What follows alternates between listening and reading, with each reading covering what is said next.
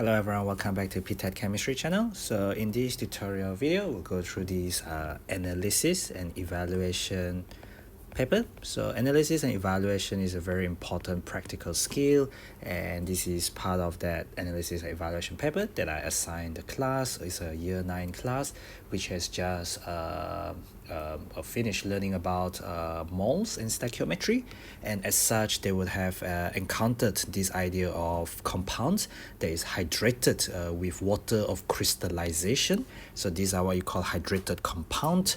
Copper 2 sulfate with a Cu2 plus and SO4 minus ion, so they're present in 1:1 ratio, and it's got X number of water molecules for every 1 mole of copper 2 sulfate.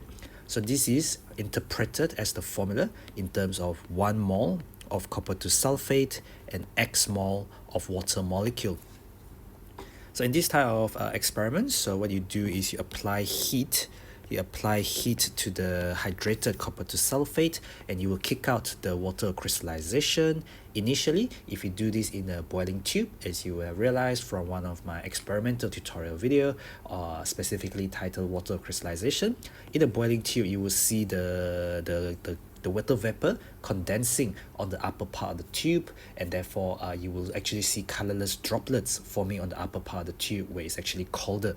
However, in this particular experiment, this is to do with gravimetric analysis. This is also related to another experimental tutorial video that's available on the experimental tutorial playlist, where you will see these experiments, where you might have even done this particular experiment, where you put this in a crucible and then you heat it until a constant mass. That is when you know all the water crystallization has been driven out. That's why there's no further decrease in mass, because everything you have then is the anhydrous copper 2 sulfate. Oops, I should spell that correctly. Anhydrous meaning you already drive out, you already kick out, you already remove all the water crystallization. Anyway, so in terms of this particular question, it's basically not you doing the actual practical, but you analyzing and evaluating the results. So you carry out an experiment to determine the value of X. That's the objective. Every single experiment has a main objective. Here the main objective is to find out the value of X. Alright, so an open crucible, so you don't have a lid, you weigh it, and then you have mass of crucible, which is that information there, mass of crucible. And then you put in the sample of hydrated copper 2 sulfate, you put it in the crucible, and then you measure the new mass. So you have mass of crucible and the hydrated copper 2 sulfate in this column B here. After you heat it, you heat strongly for 5 minutes and allow it to cool back to room temperature. After you cool down, then the crucible with the content is reweighed and the mass is recorded. So this is the mass of crucible and the anhydrous copper 2 sulfate, which after heating for 5 minutes, you're assuming that all the water crystallization has been driven out. There's a lot of information to be processed, but let's get started with this calculation of MR. Very nicely, they ask you to calculate the MR of CuSO4. As you know, MR is just the sum or the total of individual relative atomic masses. These are given to you in this particular question, so we should use the more exact value compared to the one from your data booklet. So there is 1 copper, so 63.5, and there is 1 sulfur, so plus 32.1, plus 16.0 times 4. And I get 159.6, and they say N water, so you always have to read question to make sure that you don't miss anything at all. So there's 2 water, so 2 times 1.0 plus 16.0 times 1, you will get 18 on your calculator if you do this in a calculator, but you got to look at the precision of the data. There's a reason why these are given to you to 1 decimal place, and you got to keep an eye out for these things called appropriate number or significant figure. It's a decision making kind of skill. It cannot be taught, but it can be shown to you, and you keep on practicing it based on the data that you're given the question. You decide for yourself what is appropriate and not based on each and every data given in each and particular question, and not just generalized throughout, but rather follow the data given in the question. Part B, so you have results of several of these experiments. So you have a lot of these experiments, perhaps from different students, or you just do quite a lot of it. Process the results to calculate calculate both the number of moles of anhydrous copper 2 sulfate. So that is number 1. And I need the number of moles of water. But before I calculate mole, as I know mole is equal to mass, mole of copper 2 sulfate will be equal to mass of copper 2 sulfate divided by the mR of copper 2 sulfate. Essentially, mole equal to mass over the mR. That was why we calculated the mR just now. But I need the mass of copper 2 sulfate first of all. Record these values in the additional column. You may use some or all the columns. The fact that you have provided these headings, it's really important that you understand why you provided these headings, because you can use expression like these in order to make your calculation simpler. In order to process data, the numbers mean nothing. You're just processing the number based on the expression because you know what is going on already. In this kind of experiment, you have mass of crucible and you have crucible plus the hydrated salt. So what do they want? They want the mole of anhydrous copper 2 sulfate. So I do not want the mass of hydrated copper 2 sulfate because that's not what I want. What I want is mass of CuS of 4.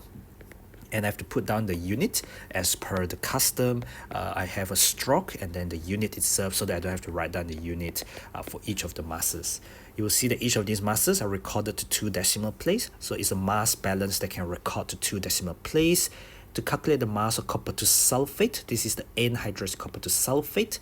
So I can see that D is equal to C minus A. This has got crucible, this has got anhydrous copper 2 sulfate. Take away the crucible, then you get the mass of copper 2 sulfate. And then I can get mole of CuS of 4. So this is going to be mole, there's the unit. So E is equal to D, which is the mass of copper 2 sulfate, divided by 159.6. So we just write down the expression so that we are not confused later on in terms of what we need to do. Alright, so moving on to the next one. So what else do I need? I need my mass of water being driven out. So mass of water that's being driven out because I wanted the mole of water. So the mass of water being driven out is going to be these minus this, because this has got crucible, minus the crucible, take it away, the crucible and crucible take it away. This has got copper 2 sulfate, this has got copper 2 sulfate, but this has got the water. So this and this would, they would get deducted and you just have the mass of water. So F is going to be B minus C. And G is going to be the mass of water divided by 18.0, which was the mR of H2O as calculated in the previous question. And I could label this mole of H2O stroke mole. Alright, I'm just going to remove what I've marked on the B and C previously. So now we have to think about this thing. Masses should be recorded to 2 decimal place. I'm very forgetful. I'll write 2 decimal place here so that I'll never forget that I need these to 2 decimal place. And what else? And then the moles should be to 3 significant figure. Remember how to read significant figure as well as decimal place, because those are basic skills from your mathematics classes. So this is 3 sig fig and this 3 sig fig as required by the question. Alright, so let's get started with how you press your calculator. So I'm going to press your calculator very quickly, and you only have around 2 minutes to get everything correct. Well, probably 3 or 4 minutes, but gotta get everything correct. Let's get started. So C minus A, I look at my expression, C minus A, so do it correctly. 16.20 minus 15.20. Your calculator show you 1 and they will be wrong because you say the question did say specify that masses should be recorded to 2 decimal place, because it's to reflect the accuracy of the mass balance that you have used to work out or to measure each and every one of these masses is to 2 decimal place. 16.25 minus 15.10, I get 1.15. 16.23 minus 14.95. I'll probably just keep quiet as I do this. It doesn't help if you are just seeing the screen. You should really press your calculator, because this skills is basically a test of your skill on pressing calculator. Know your calculator and you will get better at processing data, and you will get better at pressing numbers, and you will make lesser mistake. Your calculator here show you again 1.6. If you are careless, you will just move on because all you're concerned about is speed. But I know better because it says 2 decimal place. I keep on saying in my mind mass to 2 decimal place because that is the mass balance that is measuring up to 2 decimal place based on this question. There's really no time to go back and check the data, so you can't afford to make any mistake at this point at all. Alright, so I have divided by 159.6. There's a fixed number, so I'll put 159.67 on my calculator. Then I'll just do 1.00 divided by answer, and I get, well, if you want 3 significant figure, my calculator actually show me, hang on, my calculator just show me this 6.27 times 10 to the minus 3. Alright, so that is what my calculator actually show me. If you don't like that, you must be able to write the complete form, which is 0.006. That is 1 significant figure, because any number which are not zero, in front of the number there will be considered a significant figure. But these are all 0, so they are not more than 0. So since they're 0, they don't count significant figure. This is the first non-zero, so this is your first significant figure. So you want 3 significant figure, so it's 627, like that. Okay, so this or this will be correct. If you do this from a calculator, it's entirely fine. If you do this from a calculator, it's entirely fine as well. So both of these will be correct. Okay, I'll just stick with one format, but just know that both formats are correct, and you got to know your calculator and know this mathematical term, I guess, because it's basically math, and then it helps you in the long run to think about what is sensible and correct math. So 1.28 divided by answer,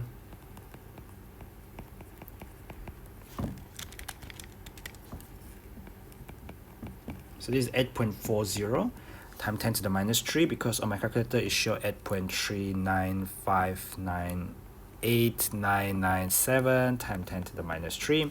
If you look at these, 1 significant figure, 2 significant figure, 3 significant figure. The fourth one is 5 or bigger than 5. If it is above 5 or equal to 5, you need to add 1 there. But when you add 1 to 9, it becomes 0, and you add 1 there, it becomes 8.40 in order to give you 1, 2, and 3 significant figure. Be very careful there, yeah? So I was told that significant figure is a primary school mathematics for most, from the year 9 students. So, you gotta be able to do this even from primary school. This is again 8.8972 on my calculator. So 8.90 to 3 significant figure is sensible. So there is 9.59 times 10 to the minus 3. Now I'm moving on to the different format now, because now the number is getting bigger. It's 0.0100. It's perfectly fine whichever way you like. 108. So they're all 3 significant figure. Yeah, they're actually very, very long numbers. Not very nice decimals at all when you divide them by. So these are all 3 significant figure. All right. Now to the next one. So mass of water, as we know, the mass of water F is equal to B minus C. Okay, B minus C. So 16.76 minus 16.20. So again, everything, the masses have to be to 2 decimal places. So see how long I actually take to complete this. Okay, I might be able to complete this a bit faster if I don't if I don't speak at all while I'm completing this, but I'm trying to multitask here, so forgive me if I am a bit slower. You should be able to do this a lot faster if you are doing this without any distraction at all. But remember, one mistake would mean you mess up everything. Okay, so you can't afford any mistake whatsoever at all. Alright, not when you are supposed to know your calculator very well, because your calculator is supposed to be your best friend and you're supposed to know your calculator inside out. So this one give me 0.9 on my calculator. Again, I must be careful. It must be to 2 decimal place, the masses, because that is what the question has instructed you to do. It's just that your tendency is always to move on, and sometimes you move on without thinking about these kind of things, alright?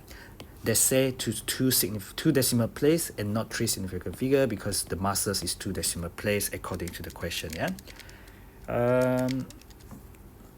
So it seems like so much work for so little marks, but you know, you can't choose anything. You're just doing and processing the data, all right, without caring about the marks. The marks simply tell you how much time you have, and you have to be fast with this. This is 18.0. I'll save it as my answer. So 0.56 gram divided by 18.0, which was my answer. 3 significant figure, so 311 there, and then 0.65 divided by answer, I get 0.0361. This one show me 0.04, 3 significant figure. So this number in front does not count. This is 1 significant figure, 2 significant figure, 3 significant figure. Alright, so you really don't want to mess up your significant figure, so I suggest you really learn something about significant figure because it is significant in that regards, okay? It's also important for your physics as well as for your biology as well, I guess, but probably less so for biology, probably more important for physics though. So this one is 0.05, so again add to 0 to make it 3 significant figure. Next one is 0.0539, then 1.04 divided by the answer, give me 0.0578. And last but not least, I get 0.0617. Okay, you don't get anywhere if you're just copying this from my result. You don't get anywhere if you're just copying this result from someone. It's a practice of you putting in the values into your own calculator and processing the data and not making any mistake as you go through these in as little time as possible. My advice is do it yourself, do it until you can get it. All right, so don't try to be messy. If you already crossed out some stuff, try to get them as clean as possible. All right, so I'm going to use this data to actually plot graph as instructed in the next bit of the question. They said plot a graph.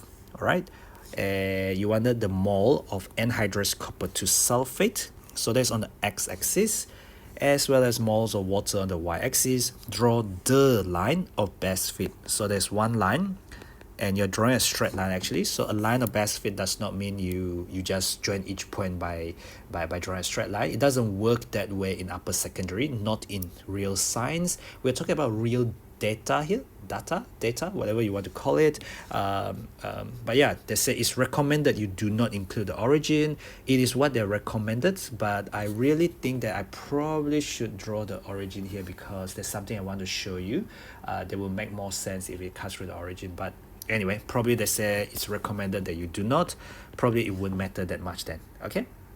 So let's get started with labeling the axis. So you have around 3 marks for this. This is actually from an A-level paper, but regardless, it's an O-level skill to know how to plot graph and how to key in your calculator and decimal place, as well as all the mole concept is all O-level questions. All right, I'm not lying. These are all O-level concepts. Yeah.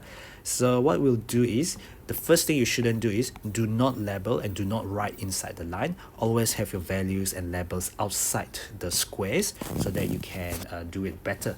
Alright, so they did say they recommend not to start there. So what I'll do is I will have this wiggle line. This wiggle line means I can start anywhere I want to, okay, because it will not cut through origin. But you got to have this wiggle line, one up and one down. It's like a heartbeat on those machine. And I'll have a wiggle line there. So that means I can start not from the origin. That means it wouldn't have to be 0, 0 there. But I'm going to label my x-axis. So my x-axis, according to the question, is the mole of anhydrous copper 2 sulfate. So the mole of CuSO4. So that is the mole of CuSO4. Whenever you label graph, label it as short as possible. And don't forget to put in the unit. Graph has unit depending on what you are measuring. All right. And on the y-axis, you have the mole of water. So I will just write, well, it's better that way if I just write vertically, so that it's easy for me to read, okay?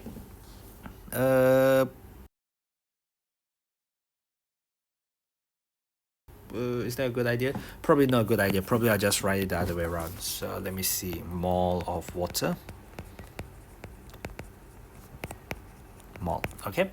So I'm going to have my data on another piece of paper. This is a skill again. So you can't teach skill by watching a video. You can't learn skills by watching video either, and you can't learn skills by listening to me doing. You have to actually put the data yourself onto the graph. What I can teach you, however, is how to use these points, okay, on the graph. So these are like one big square. Hope you can see there's one square and another big square, another big square, another big square. The line is slightly darker there. So there's like a couple of big squares. In each big square, you have 10 of these small square, the same vertically, big square to another big square to another big square to another big square. So when you're given a graph, whether you're doing math, physics, or bio, as a scientist, as a science student, when you have given a graph, you want to fill in as much of the graph as possible. Definitely more than half of the graph. That is the general rule of thumb. Okay, you want to fill in more than half of the graph. So looking at the value, so you have your values here.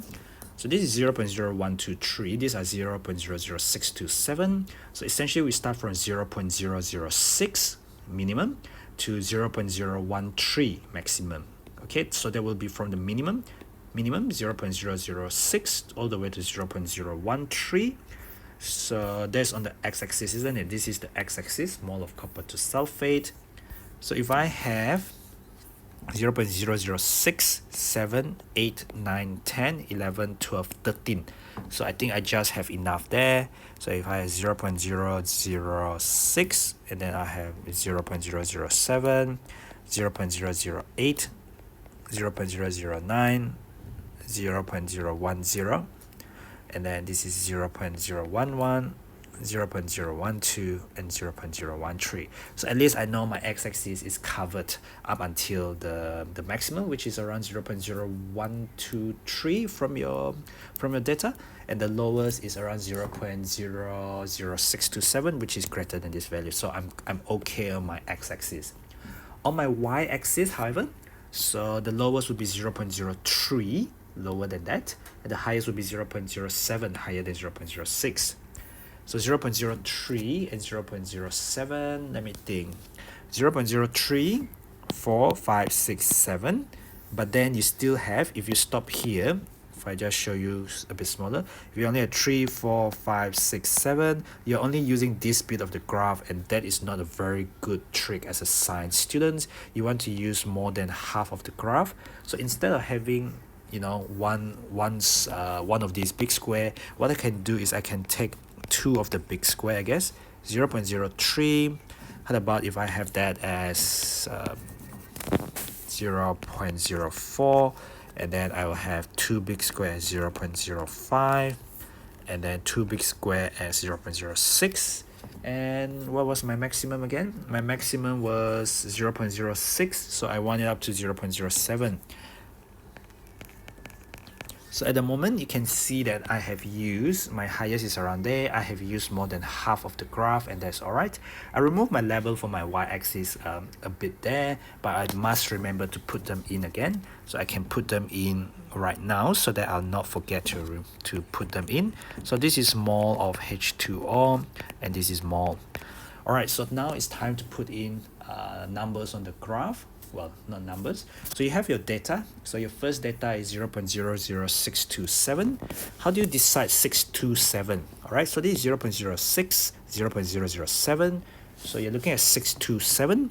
So each of these is 61, 62, 63. 627 is between 61, 62 and 63, but it's closer to 63. So you got to decide it that way.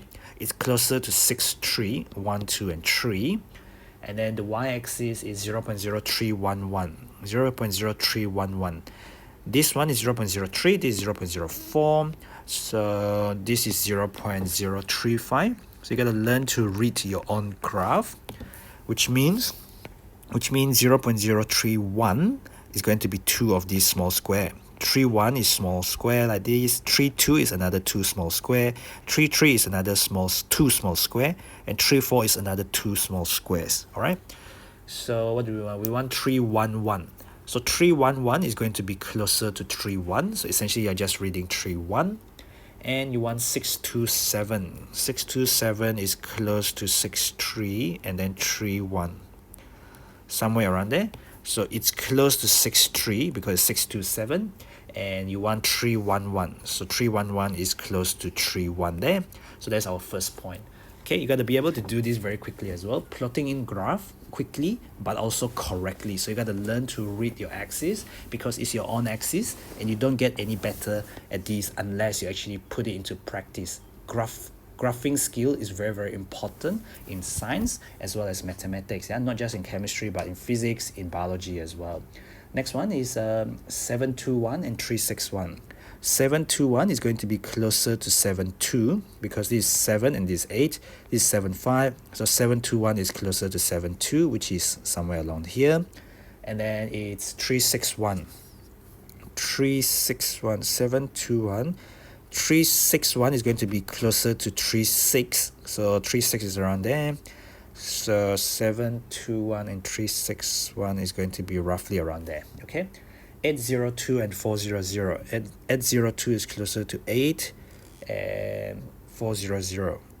802 is closer to that, so somewhere around there, just a little bit because it's 802, but then it's lesser than 802 is lesser than 0.0081 and it's at 0.0400. Okay. Next one is 840. 840 is exactly on this line, 4 small square from 0.008, and 422. And 422. So this one here is 0.045. So you want 0.0422. 84 and 422. 84 and 422. 41, 42. So somewhere around there. So 84, and then 422, 41, and 42. 422 is just above 42. That is what I meant by it's a skill that you have to learn by actually doing it yourself. Unless you actually do it yourself and get better at it, it can't be taught, all right? I can only show you how it's done, and you have to do it yourself, all right, to be better at it. 890 and 472. 890 and 472. So this is 46, 47. Where are we? 890 and 472. 890 and 472, somewhere there. 959 and 450. 959. So 959 would be closer to 96. So 96 and 450. 96 and 450. 96 and 450. Somewhere there. And then you have 0.01 and 0.05. This one is a nice number, 0.01 and 0.05. Next one is 108 and 539. 108 is going to be there. So this is 10, this is 110. So 108 is somewhere there. 8 small square from 10 there. So 108 and 539. 539. So this is 51, 52, 53, 54. 539 is going to be close to 54. Where were we just now? 108. 108 and 54. 108 and 54. Okay, it gets confusing. Actually, on the screen, it's probably better on your own graph paper. 116 and 578. 116, which is here, because this is 110, 120, so this is 116.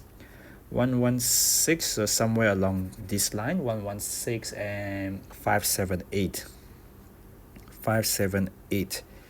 So this is 55, 56, 57, 58. So somewhere along there. I lost it. 55, 56, 57, and I want 578. So it should be above. Should be closer to 8. Should be closer to 8 actually. I was wrong. So 578, right? So 578 should be closer to 8 because this is 55, 56, 57, 58 is 578 and is 116. All right. So anyway, 1, 2, 3. So you want 1, 2, 3, which is 1, 2, and 3. So here at the bottom, 1, 2, and 3. So you gotta keep your eye closed on that. And 617 and 617. This is 61. This is 62. So 617 is roughly nearby there. Where was it just now? 1, 2, 3, right? So 1, 2, 3 is closer to there. and 617. This is confusing me now. 617, 1, 2, 3, and 617. Roughly there. So 1 and 2 just above 2, and then 167. This the fourth line there is 6162, and you want 617, so it's somewhere in between there. Okay, anyway, so I'm just going to shrink my graph a little bit. Hopefully you can see that I didn't have to cut through the origin because I already have this wiggle line. This I call wiggle, W-I-G-G-L-E, is to signify on both ends that I do not start from 0. What you do then is you grab a long ruler, and you move your ruler around. Do you see this thing where I've just done? I started from this bit here because it seemed like I wanted to fit that line. That is not a good idea. You always want a best fit straight line. A best fit straight line does not mean that it cut through all the point. It simply means that it's the best fit straight line where most of the points lie on the line or very, very close to the line. So you see, I can move my point like this. I can move it like this. If I move it like this, then these points are still very close to the line, but this is clearly the one which is very out. Okay, so what can I do now?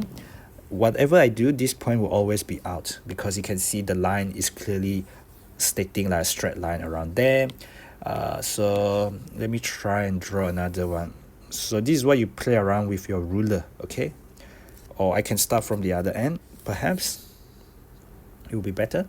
That looks all right. I mean, this point is really close. You got to decide what is close and what is far. All right, this is considered far. This is close, close, and close.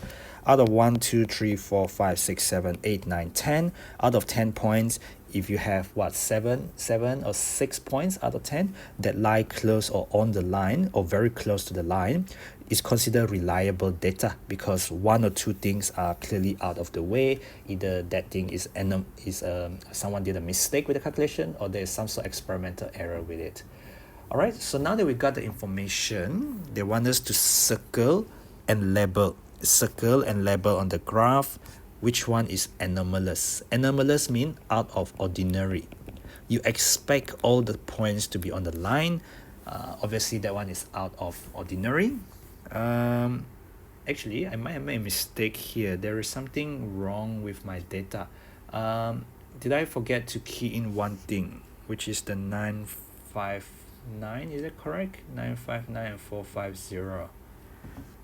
959 and 450. I think I made a mistake there actually. Okay, so 959 is 450. This is 455. This is wrong. Okay, so this point shouldn't be there. It should be below. Okay, I really make a mistake there. So 959 and 450. So very clearly, this is also anomalous. All right, very clearly that is also anomalous. 959 and 450. Okay, so do go back and check your data. All right. But the idea of best fit straight line is you get like one line like that because you're going to calculate a gradient. You can't get a gradient unless it's a straight line like this, okay? Otherwise, you get many gradient. So these two are anomalous point, and this one was at point 00890. This one was at 959. 890 and 959, okay? So point 1 at 0.00890 and 0.0472. Point 2 is at 0.00959 and 0.0450. Okay, so these two are anomalous results. For each one, give a different reason why it's anomalous. I'll tell you in classes as well as show you like how you can do these questions. But my focus really in this tutorial is really on determining the slope of the graph. The slope meaning gradient, and in terms of the slope, they want you to mark clearly on the graph any construction lines, and of course how the intercepts were used in the calculation of the slope. Let's do it with our gradient first of all. So you want as big triangle as possible. So your point is not necessarily on the line. So when we do gradient of the line, we have to think about the point that lie on the line. Okay, that lie on the line. So I'll choose this point. So this coordinate here is 0.006 and 0.03. So 0.006 on the x-axis and 0.03. You read the x first, and then you read the y. Okay, then I choose a big triangle, so I want the coordinate to be as far away as possible. I can hopefully see that this is a very nice coordinate. It cuts through there. This is 0.055 because it's halfway in between 0.05 and 0.06. So 0.055 on the y-axis and 0.011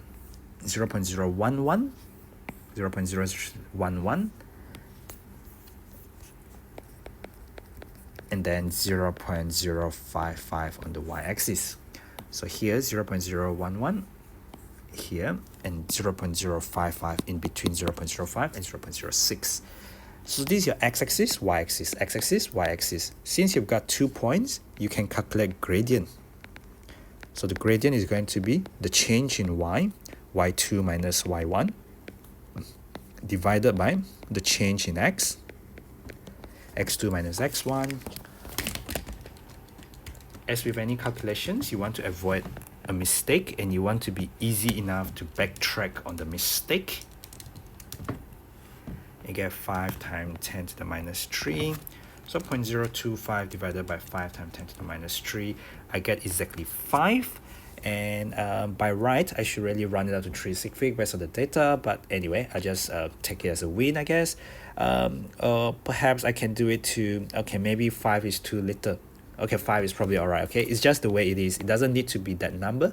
It's actually based on your data. Don't worry if your data is slightly different from mine. It's just that the coordinate I picked, from my graph happen to be very nice numbers. Okay, the idea about reliability means, can you reproduce the result? Can you repeat the experiment and get the exact same result? Can you reproduce the result of the experiment? The thing is, yes, they are reliable.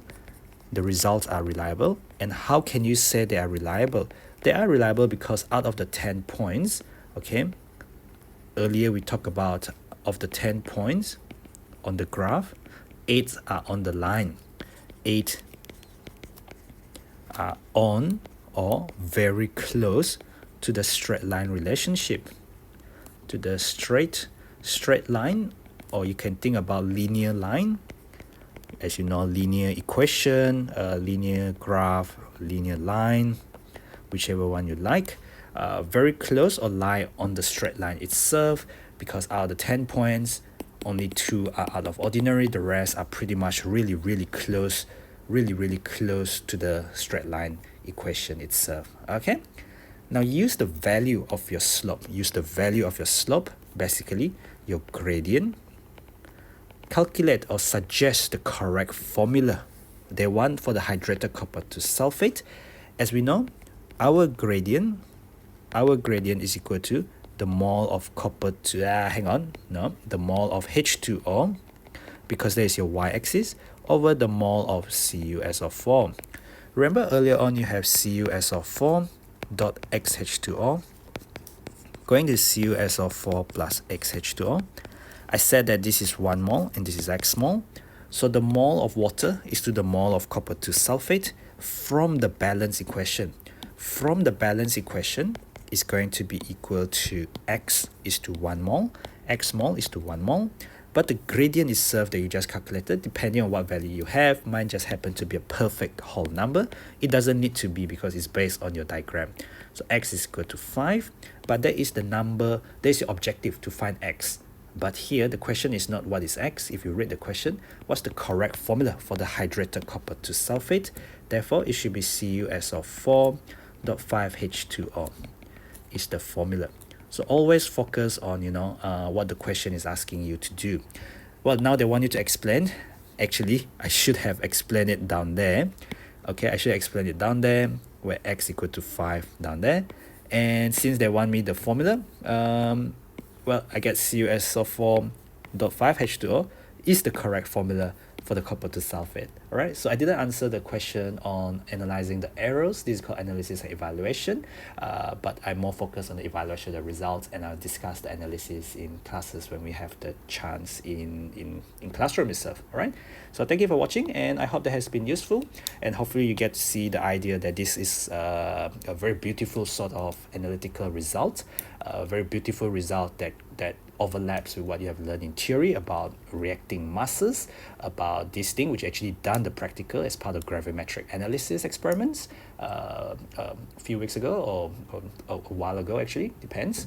And yeah, hopefully it kind of like makes sense in terms of the theory that you're learning and experiments which you did, and now the results which you analyze, and therefore further improving your graphical and your analysis skills, I guess. All right, so thank you for watching, and I'll see you in the next tutorial video. Don't forget to click the button on the bottom right to subscribe to the channel, and yeah, share the channel widely with others you think the channel might be useful for, and follow me at ptet.chemistry on Instagram, Twitter, and Facebook. Thank you for watching.